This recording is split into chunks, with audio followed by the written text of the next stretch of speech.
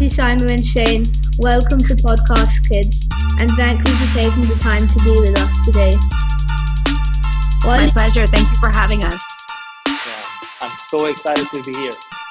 While you both run very different businesses, which we will hear about shortly, what makes you very similar is you are two of the most positive people I know, and I feel we need to learn from people like you now more than ever with everything that is going on in the world.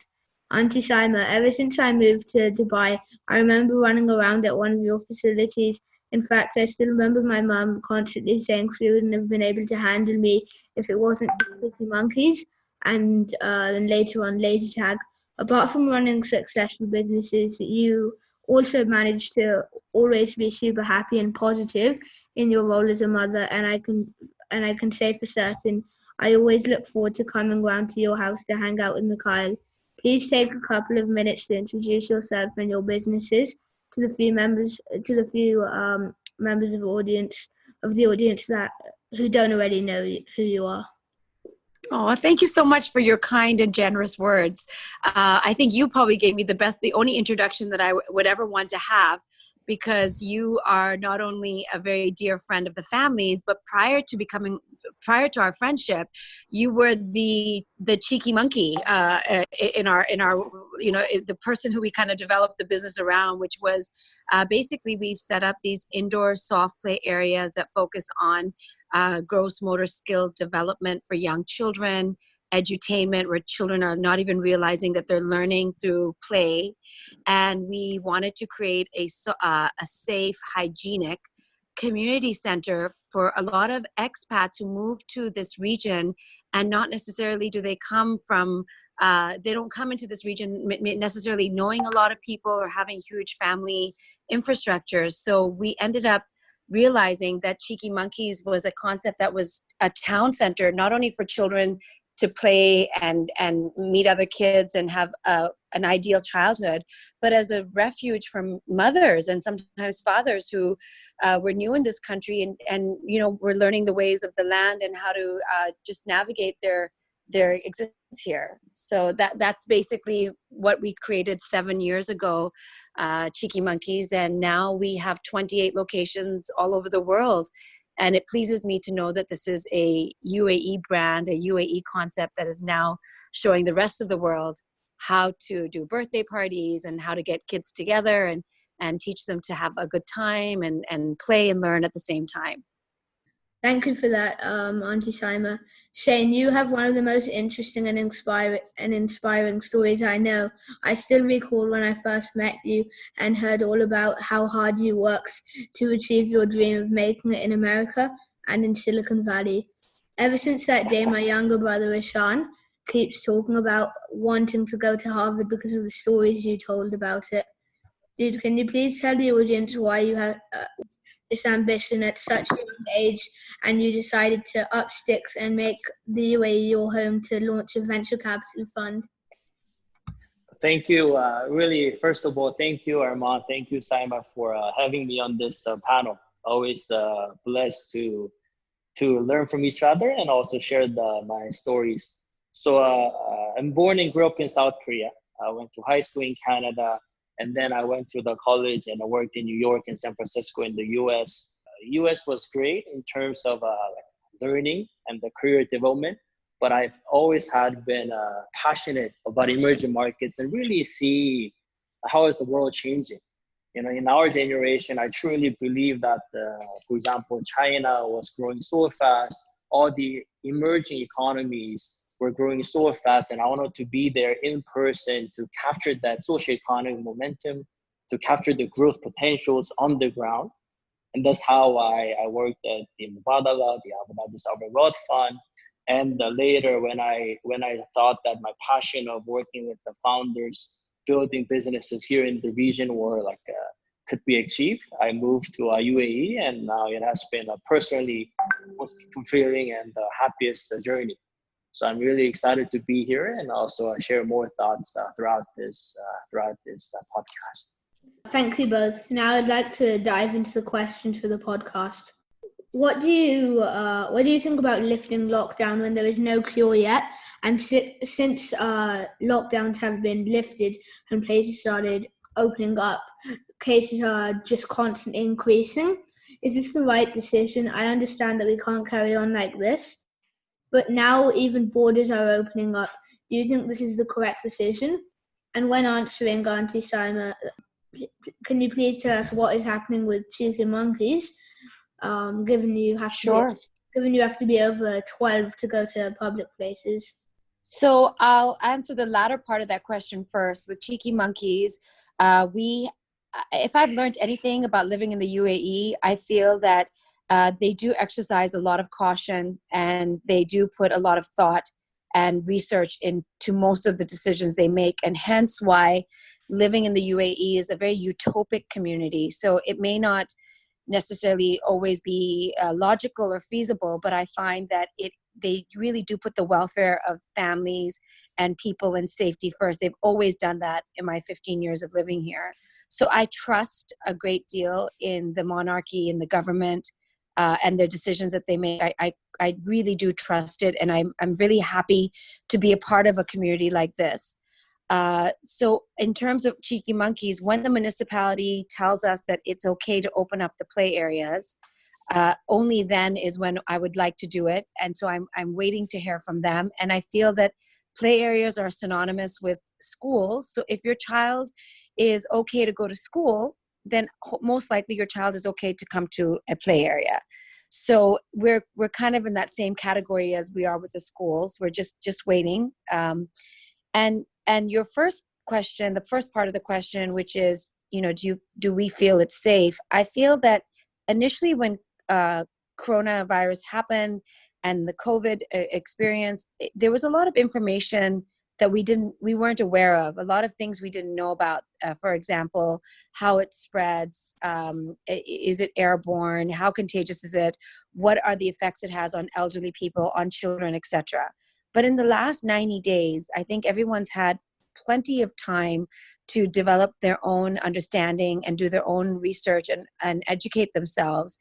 And every family, I feel, has their own constitution or their own belief system of how they want to conduct themselves in large groups, small groups, socializing, getting out there or not getting out there.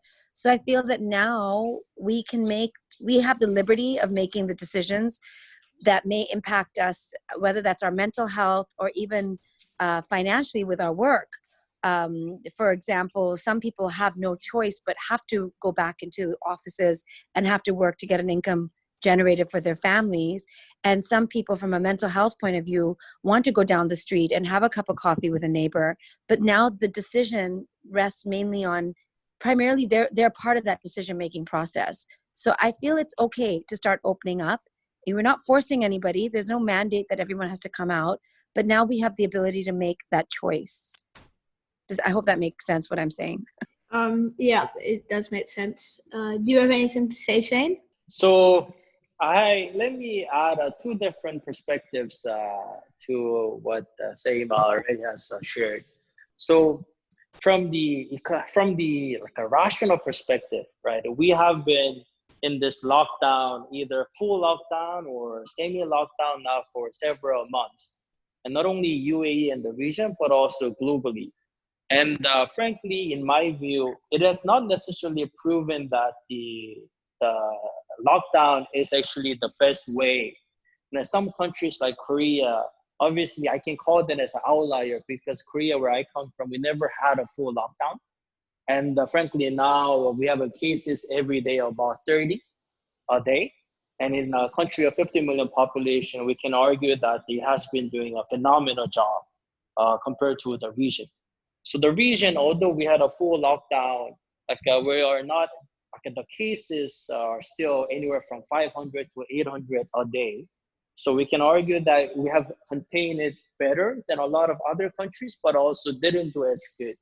So what I want to say is that the current situations of a lockdown, we have been doing it for a while.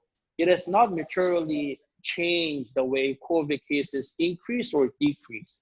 So I am supportive of a new situation where now with the lifting of the lockdown, I'm curious to see how they will change. Perhaps it will not see a significant increase. I believe that's how the authorities and the healthcare authorities are believing that's going to be the case.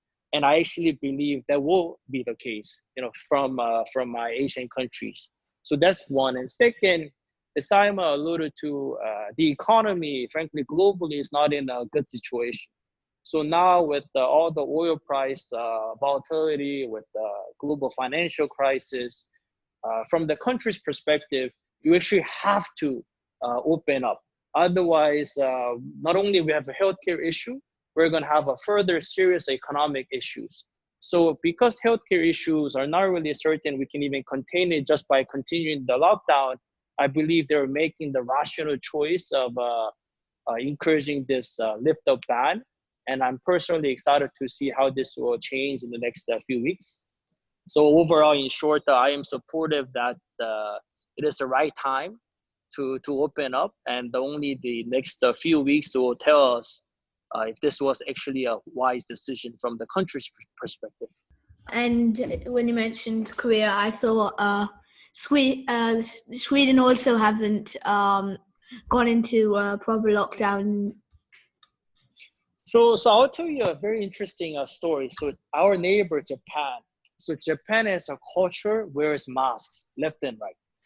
Okay, so I'm gonna tell you something interesting and a little bit opposite story. So Japan has always been wearing masks really left and right, but surprisingly, you actually see Japan now, they're going crazy with the COVID cases. So I can imagine that although Japanese people have been wearing masks, they have not been, I guess, so careful with COVID because the government has been, let's say, sometimes not taking the right decisions in terms of disclosing how dangerous it is. Versus Korea, we have not been wearing the masks in the past like Japan, but as you said, the Korea government, we have been extremely, let's say, transparent, and also strongly urged everyone to take those social precautions. And Korean people have listened to them pretty well. So you're absolutely right, Arman, that that is a big factor why we have been able to control. And it is really remarkable because if you look at Seoul, we have about 17 million population. So in Seoul, which is one of the most populated and dense cities in the world, we still have cases about 30 and 40 confirmed a day. That is something very amazing. Do you think it's more of an issue in Japan because of their population? They have an elderly population. So that's a very interesting point. It is true to a certain degree. They have one of the oldest elderly population. I think it's more from the case where, so Japan, and I don't want to talk too much about politically sensitive topics here. But for example, Japan, they had Olympics this year, right? So they really wanted to make sure that the Olympic goes on. But because of those economic and other intangible considerations they had to consider, they were pretty late to admit about the COVID. So when they finally admitted to COVID cases in Japan, in Tokyo, already thousands of people have already been infected. Then it's too hard to contain. Whereas in Korea, we took these decisions of disclosing at least 2 months before Japan. And here every day counts, right? Now I'd like to talk about the bull and bear case for the UAE and our region. Being quite young, I am naturally quite an optimistic person, so I'll start with the bull case. In my ideal world, what I see is a future where tech is going to continue to dominate and disrupt the world. The UAE Vision 2021 was launched in 2010 and has resulted in a huge amount of innovation in cutting-edge technologies such as blockchain, artificial intelligence, 3D printing. We even have one of the first ever smart cities. Throughout history, we have examples of when first mover advantage converges with a disruptive event to create competitive advantage for companies and countries.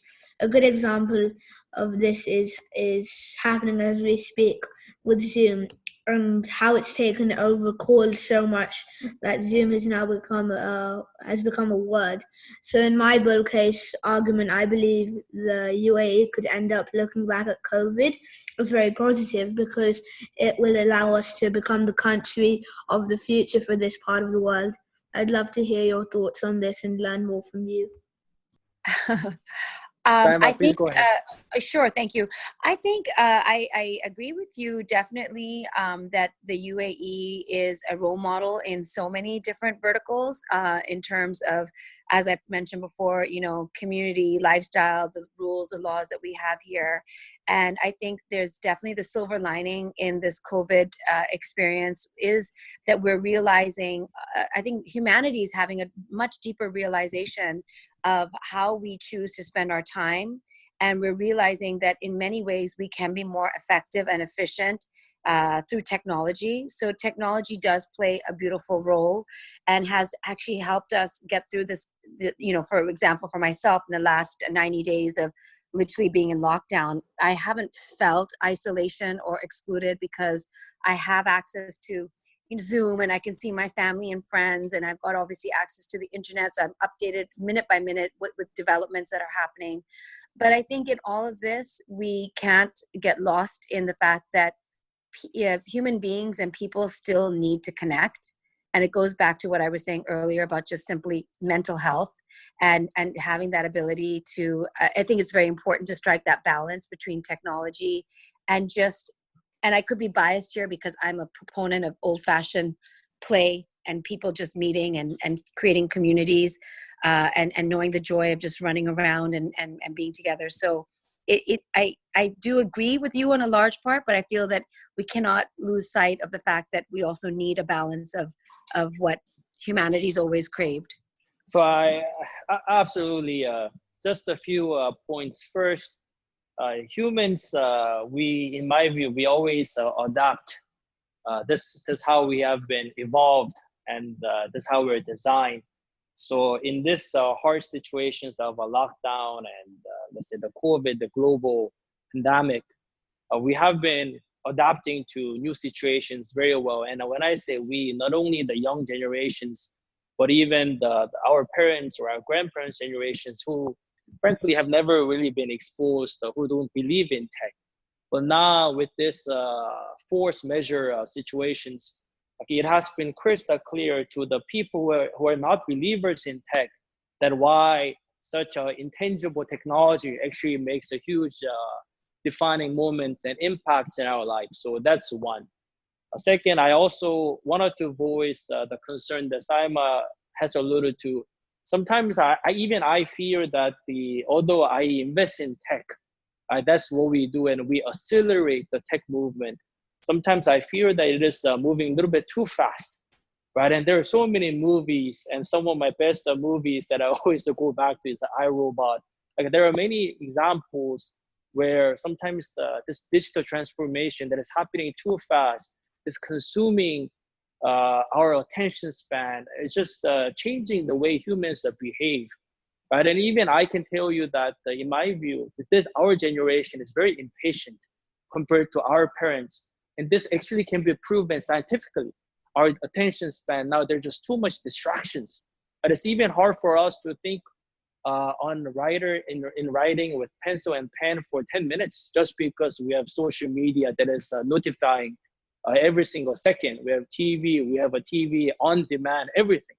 So I think people who are careful with this change and who embrace it consciously will really adapt well and leverage tech for their benefit. But if you're only being consumed by tech as almost addiction, then it's gonna be a dangerous thing. And I'm more worried about the whole humankind after this 10 years. We all know that the pace of technology change is only accelerating, right, every year. And like Armand, your generation is really different from our generation. And only you guys who embrace this tech along with humanity aspect, as Saima has kind of alluded to, can do well. Yeah, those are two really good points of view. And so I wanted to ask do you have a daily routine that prevents you from getting too addicted to tech? Saima, you want me to go ahead? Sorry, I was just going to say, sorry, my thing was on mute. I'd love to jump in and answer that question just because Yes. the mother in me wants to answer this question in a very excited manner because I find that obviously my kids' screen time has quadrupled. And, I can't tell them they have to be off the screens when their existence and their schooling is done on screens. So what we've started implementing is 10 minutes of eye exercises, which I find are very effective, just to keep your eye health strong and the muscles strong. And then there's another exercise that is an Ayurvedic exercise of cleansing your eyes with water. And as much as, I initially started having my kids do it every day, but realized that even when I do it, it's made a huge difference in, I feel like, my eye health and my ability to even have the stamina to stay on the screens. And when I get off, I do it and I feel revived. So that's a little tip that I'd love for anyone who's listening today to look into and implement that as your daily routine. Mm-hmm. So for me, I'll tell you, so I actually never had a TV in my life. So I started to live alone, I think in American age, probably around 14 years old. So since then, I never actually had a TV in my room. But now with COVID, I actually bought a TV, and it's definitely affecting me negatively. There's so much good dramas from Netflix.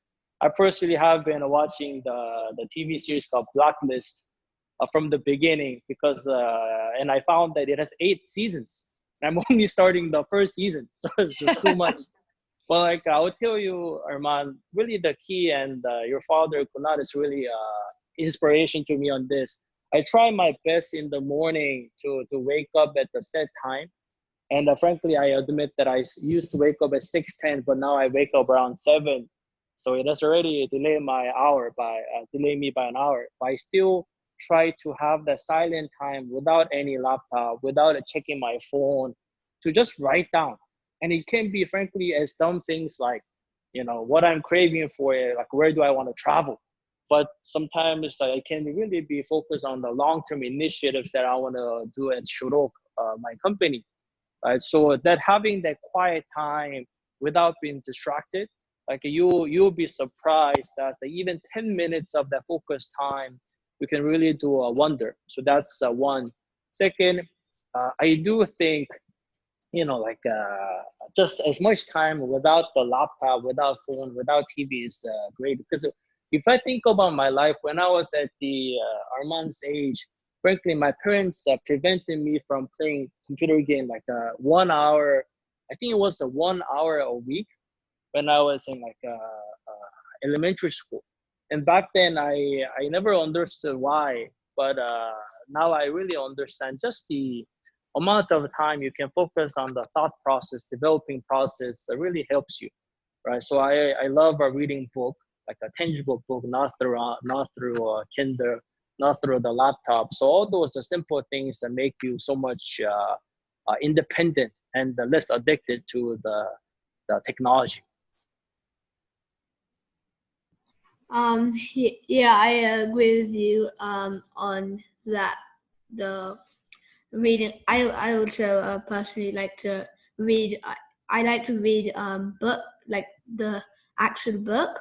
And I think the point of a Kindle is that it like saves paper, which is good for the environment. Yes. Now for the bear case, the bear case for the UAE comes from the pattern we are seeing in China now, where the economy is stated to be returning to 90% capacity soon after COVID. Economists around the world seem to believe that a return to 80 to 90% should be quite achievable for most economies by the third quarter of 2020, as long as we do not have a second wave. When you look at the headline number, that seems to not be a bad result given the global lockdown. The real concern for the UAE is when you look under the hood at those numbers. The sectors that are still at 30% in China are not expected to return to over 50% until 2021. These are hospitality, travel, entertainment. Essentially, all the things that matter a huge amount to the UAE, because they're all part of tourism. And if these given numbers turn out to be accurate, then what hope does the UAE UAE and Dubai have in particular, given the amount of the economy that is dependent on these sectors, especially for Dubai, because we don't have a lot of oil here.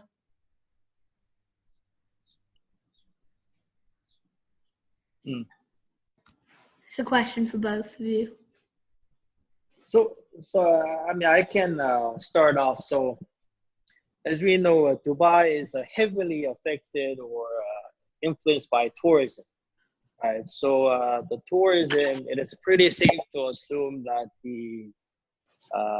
look, some people could be more optimistic than the others, but by Q3 or Q4, tourism, in my view, will still be largely affected, which means it's a big threat to Dubai's recovery of the economy, right? At the same time, and I could also argue that, again, I believe in Dubai and also in the region, and I believe in the talents who live here, that we're gonna find ways to build a fundamentally strong, let's say, sectors that the perhaps we didn't see. And the one of that could be education, and one of that could actually also be media. We have always been very we have been consumers of those education, the tech, the media entertainment industry. But with COVID, we actually realized, and also food security, we have realized we actually cannot always be relying on the world, because in case like COVID, the rest of the world is busy focusing on their own internal matters. And we need to actually be self-sufficient. So like all those, again, when people are put into restrictive measures, we actually are forced to be innovative and adapt and thrive on our own. And I believe by the end of this year, new companies, new sectors, that we are actually taking the lead, definitely in the region, but also globally, will arise, and we should be okay. I would definitely agree. Without a doubt, I feel that tourism is definitely our prevalent or number one industry in the UAE, and hence why it would be great if we could bounce back in the next 2 or 3 quarters. But the conservative nature of me will tell me that it would take, I think, a little bit longer, because you also have to remember, Armand, that a lot of this stuff is also sentiment driven.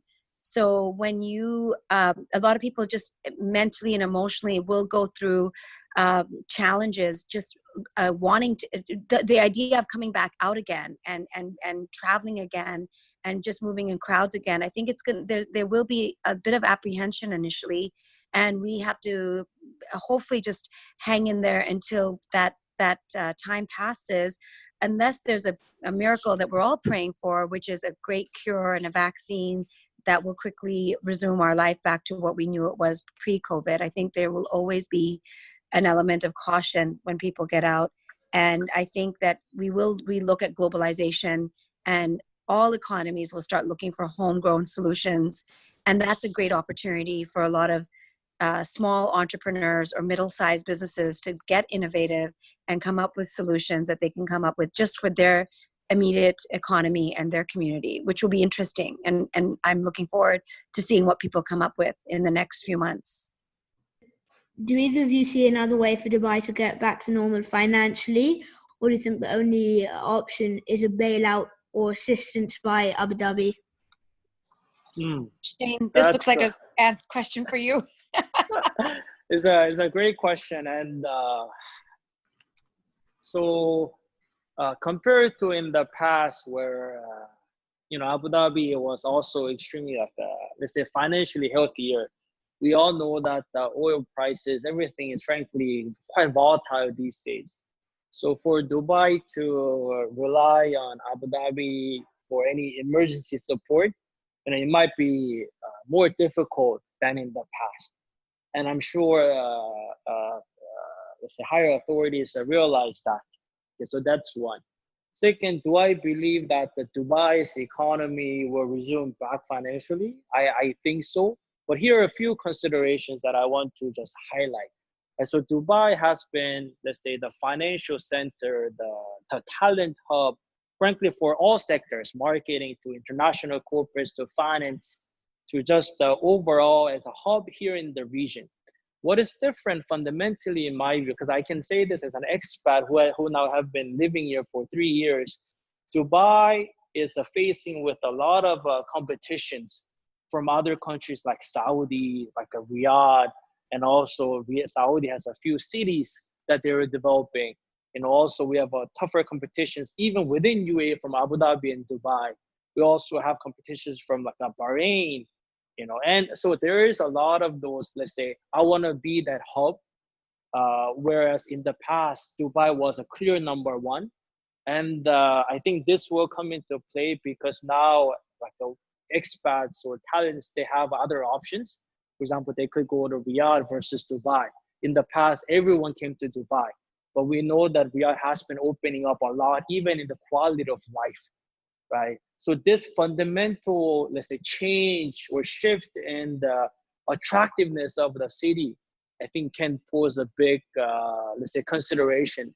And if we think that Saudi will attract a lot of these, let's say, companies to talents, it might be that the Dubai actually does not come back to a financial strength where it used to be about a year ago or several years ago.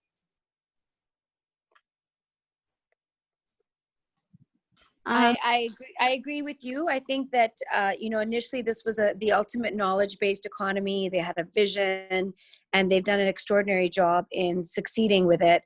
But pre-COVID, there have been a lot of these extra factors that have been coming into play with the other regions opening up as well, and other economies around us going for their fair market share. So I think it's the same.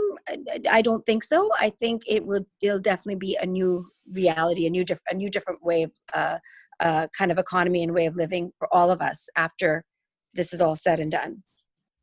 So usually at the end of our podcast, we ask a few personal questions. So for the first question, all of these are for both of you. What is the most worthwhile investment you have made? Shane, do you want to answer that question first? So worthwhile. So that is really depending on how I define that, right? So look, I will not answer from the my career perspective because my job is an investor. So we invest in many companies. Even today at Shuruk, we have 26 amazing companies in our portfolio. So we do this for a living. But I'll tell you, because Armand is asking me this, and I always want to, I see Armand and Ishan as really amazing future individuals and also passionate and ambitious. For me, honestly, I've always been lucky that I had a good parents to empower me and ask me to be independent. And I had privileges of taking risks when I wanted to take risks. So when I was, the first time I lived abroad alone was when I was 9 years old. I went to Canada alone for a month to study English. When I was 10 years old, I went to England alone for 2 months to study in UK because I was a big fan of Harry Potter. So I saw the private school systems. I went there alone. And then when I was 14, I went to US alone for 6 months. So for me, like when you ask me the biggest investment is I've always invested in my own education because I was curious to see the world. I was curious about the future and the high academics, or that if I can really just learn about the world and study in the best places I wanted to study, it has yielded the highest return. So for me, when you say the worthwhile investment, always education, your own personal education, and the whole region, the Middle East, we're also investing heavily in education these days, and I think that's really the most important investment we can make. That's a very nice answer. I would say, for me, it's without a doubt the investment I've made in my family. I have together. I have 6 kids, and we have them in different generations and age groups. And family is very, very important. It's a cornerstone of my existence. And I think as a result of that being my passion, it was easy for me to get into my business, which obviously is children's play areas. And yeah, I think that your family, at the end of the day, so many circumstances in life are variables and they come and go. But the time that you invest in developing your bonds and your communication with your parents and your your siblings will be the best friends you'll ever have. Your parents will be the only unconditional love you'll probably ever have in your life. So to me, I put a high value in investing in family, and time spent with family, money spent on family means a lot to me. Personally, for me, my best investment was this microphone. It's a Blue Yeti, so I can do these podcasts. Amazing. Amazing. Love it. So the second question is what is the worst advice you've heard being given in your particular field? Hmm. What's the worst advice? And normally, I would say I can start off. Uh, so because my job as an investor, we're in the field of taking risks, and nothing is perfect. Right? So we're supposed to take risks, and we should take.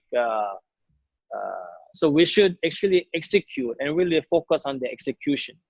Sometimes I think some founders and the advice we also receive, there's no amazing top worlds or secret idea that these days each one possess. You might believe that your idea is really the such a unique that no one in the world is thinking of doing. But the truth is, as soon as you do a simple Google research, there are 1,000 people in the world who is smarter than you or smarter than any one of us, and who is actually working on that idea. So the advice that I sometimes do not like to hear is the idea itself. You don't have to cherish the idea alone so much to believe that this is the only idea that exists in the world. You should really be focusing on is the execution and how to actually perfect that execution side instead of the idea's ingenuity itself.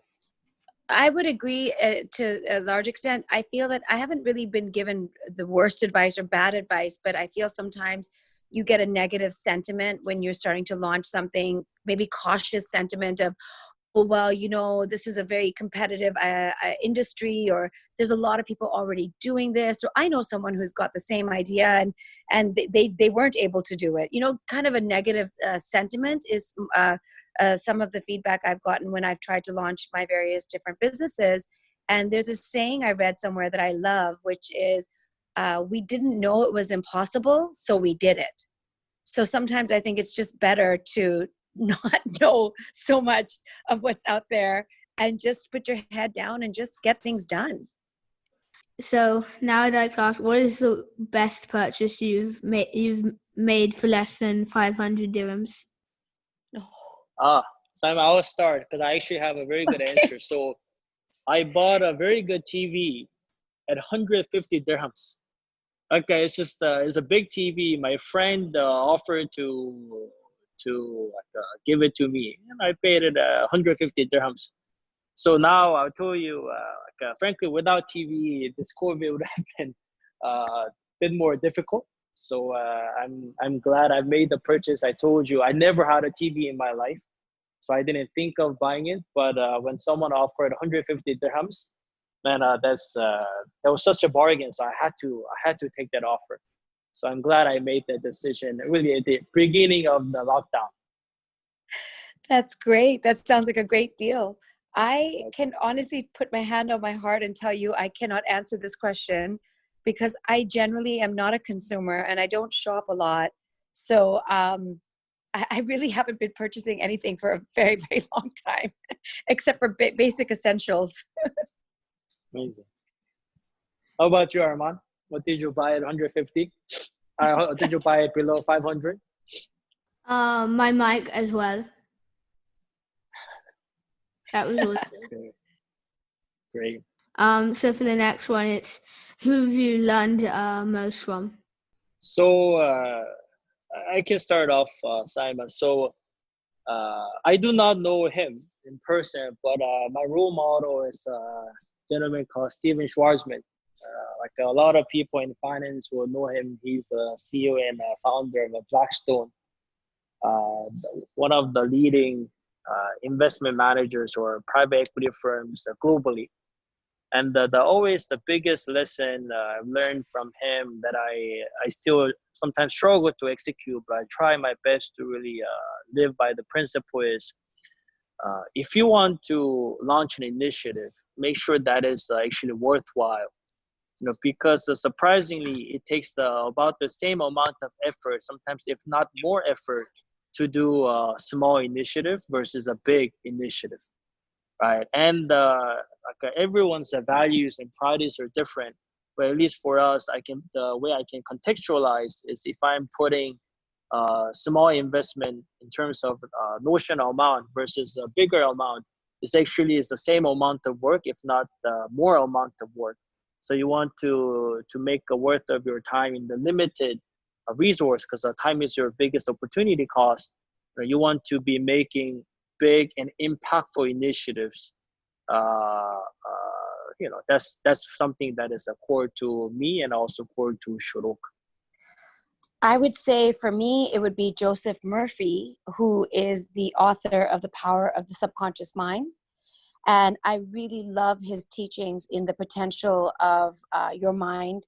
And I would, Arman, highly recommend, you're a little young for it, but maybe in the next year or two, think about putting this on your reading list. It's a great book. It really teaches you, gives you direct ways of how you can visualize, accomplish, focus, and just get things done.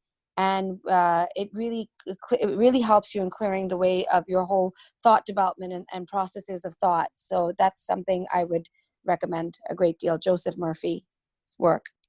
So for me, it would be Robert Kiyosaki. It's called Rich Dad Poor Dad. I read it recently, and I would also say my dad as well. Amazing. Lovely.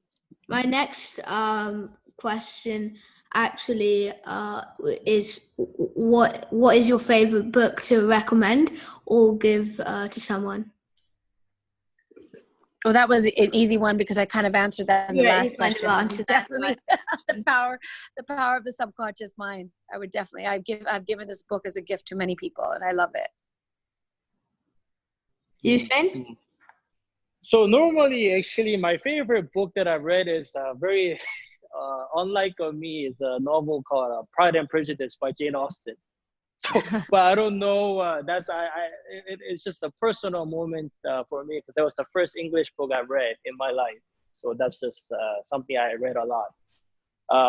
But for this question, Armand, there is a book called Who, WHO by Jeff Smart. It actually teaches you how to interview people and how to, let's say, have a conversation with people to really get to know someone and let's say, get to know someone's strength, weakness, a personal journey. I learned about this through a program about interviewing like CEOs and etc. when I was at a PE firm. But it's a book called WHO Who. Jeff Smart is a great book that I actually can openly recommend for everyone. That one is one. Another one just for the audience. There is a book called Made to Stick. It's about how to write in a very concise and a simple manner. That book was also very good. Made to Stick. I'll definitely look into the book called Who that you recommended. For me, I also sort of said mine in the last question, but I'm also reading another book which I'm really enjoying, and I recommend. It's called Shoe Dog. It's by the founder of Nike, Phil Knight. it's an autobiography about how he started Nike and his whole life journey, basically. Great. I've read that book. It's an excellent. Now I'd like to thank you both again for taking time off to be on the show today. Thank you, Thank Armand. It's you. been a Thank you, pleasure, and Armand. it's nice to be able to chat with you as well, Shane, and learn from you. Thank you. Thank you, Saima. Have a good weekend, guys. Thank you. You too. Everybody take care. Bye. Bye-bye. Bye.